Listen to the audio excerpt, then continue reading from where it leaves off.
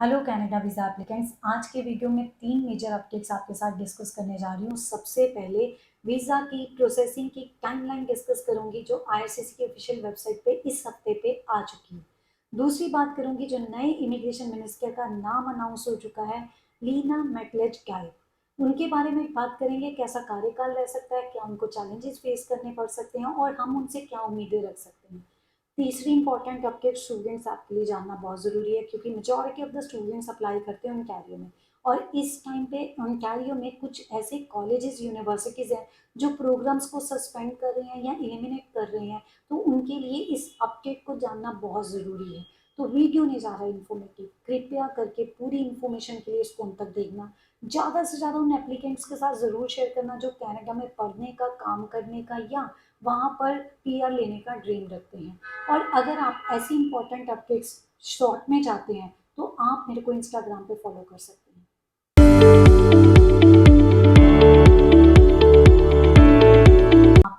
शुरुआत करते हैं टाइमलाइन से। ओवरव्यू दूं, इस हफ्ते में अगर आपने कनाडा में एक्सटेंशन डाला है, चाहे स्टडी की हो, वर्क की हो, विजिटर की हो, सब में टाइम बढ़ा है। इंडिया से स्टडी वीज़ा अप्लाई किया तब भी टाइम बढ़ा है। वन बाय वन डिस्कस करें। इंडिया से अगर आपने स्टडी वीज़ा अप्लाई किया 9 वीक्स का टाइम लग रहा है, इनसाइड कनाडा डाला है 5 वीक्स का टाइम लग रहा है। दोनों में as compared to previous week 1 हफ्ते की बढ़ोतरी देखने को मिली है।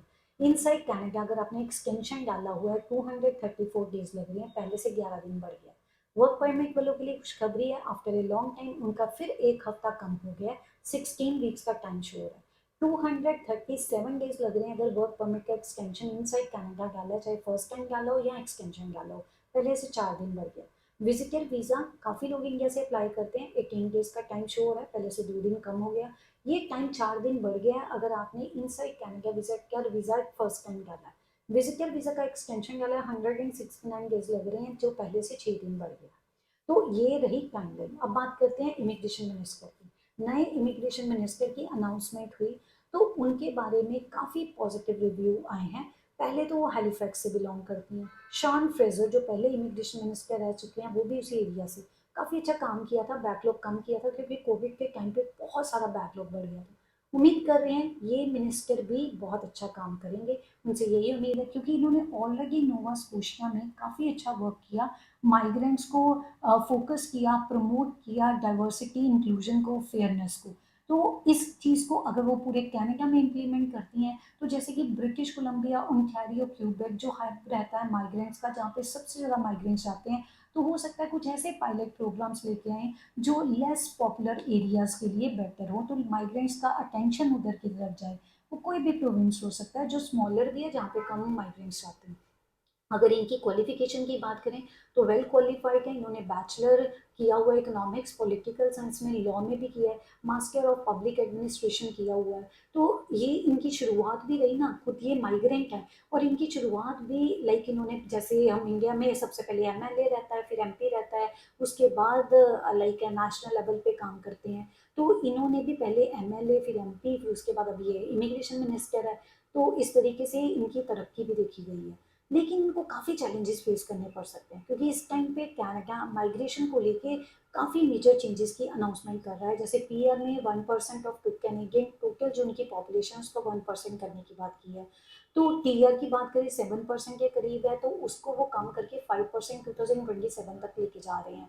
तो ये सारी प्लानिंग है, तो डेफिनेटली इनको चैलेंजेस फेस करने पड़ेंगे, लेकिन इसमें गुड न्यूज़ ये है कि फ्रैंकोफोन कम्युनिटी का नंबर बढ़ाने की बात है। इस टाइम पे गवर्नमेंट ने 12% बोल दिया, तो ऑब्वियसली जो फ्रेंच स्पीकिंग है, जो आउटसाइड क्यूबेक है, उन पे लाइक उनको प्रायोरिटाइज किया जाएगा।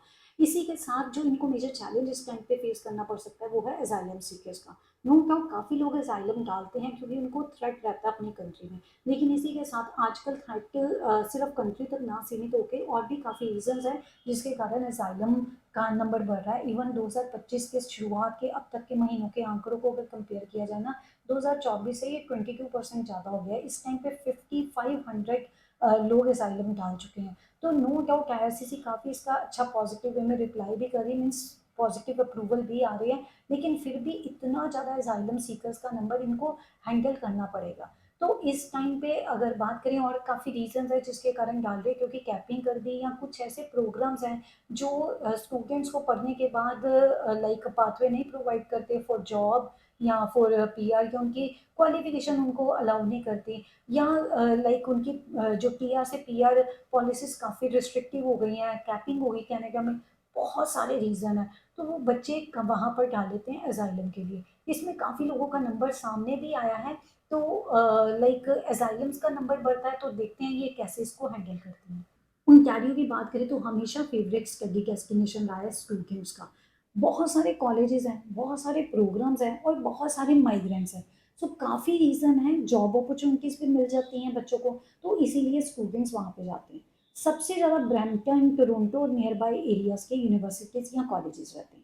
तो यहाँ पर स्टूडेंट्स जाते हैं। इस टाइम पे आपको ये ध्यान रखना है, due to capping and many other reasons, इन यूनिवर्सिटीज़ या कॉलेजेस का जो एनरोलमेंट है वो कम हो चुका है। तो ये प्रोग्राम्स को बंद कर रहे हैं।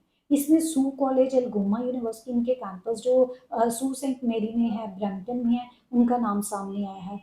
जो एल्गोमा यूनिवर्सिटी की बात करें, इसमें 50% एनरोलमेंट्स कम हो चुकी हैं। रेवेन्यू वाइज इनकी बात करें तो 264.6 मिलियन से कम होके 223.5 million, almost average less than half हो गई है। तो ऑब्वियसली कम रेवेन्यू होने के कारण इनको बजट अपना कट करना पड़ रहा है, तो इसीलिए इन्होंने इवन कॉन्ट्रैक्ट भी कम कर दिए हैं जो सेशनल इंस्ट्रक्टर्स हैं उनके। तो काफ़ी रीजंस हैं कि ये प्रोग्राम्स को भी क्लोज कर रहे हैं। नॉर्दर्न कॉलेज की बात करें, 6 मिलियन का डेफिसिट लास्ट ईयर था, इस ईयर पे एस्टिमेट किया जा रहा है 12 मिलियन का डेफिसिट रहेगा। तो इसीलिए इन्होंने भी फैकल्टी को कम करने की बात की है और अर्ली रिटायरमेंट लेने की बात की है। कैम्ब्रियन कॉलेज 10 प्रोग्राम सस्पेंड कर रहा है और 10 को ही एलिमिनेट कर रहा है। इसको भी 40 मिलियन का लॉस फेस करना पड़ा है।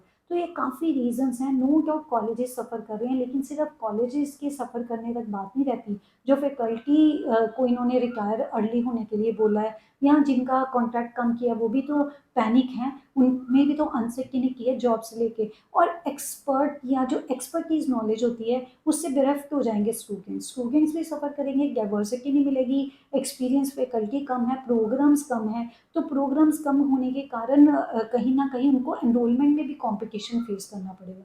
यहाँ तक बात खत्म नहीं होती, लोकल बिज़नेसेस भी सफ़र करेंगे। सबसे पहले स्टूडेंट्स जाते हैं, वहाँ पे रहते हैं, शॉपिंग करते हैं, तो काफ़ी खाने-पीने का खर्चा रहता है, ग्रोसरी है या कुछ और लग्ज़री आइटम्स बाय करते हैं, तो कहीं न कहीं लोकल शॉप्स की सेल कम होएगी। वही स्टूडेंट्स वहाँ पे काम भी करते हैं, तो उनको वर्कफ़ोर्स का चैलेंज भी देखना पड़ेगा। लॉन्ग टर्म में अगर कनाडा की बात करें, तो काफ़ी फॉरेन वर्कर्स हैं जो स्किल्ड लेबर है कनाडा के लिए, जो कनाडा की इकोनॉमी को स्किल्ड लेबर का लाइक कमी पूरी करते हैं। तो वहाँ पर लेबर मार्केट में जॉब्स की डिमांड उनके कारण ही फुलफिल होती है, तो उनको भी लॉन्ग टर्म में प्रॉब्लम फेस करनी पड़ सकती है। सो गाइस, ये बहुत इंपॉर्टेंट अपडेट है।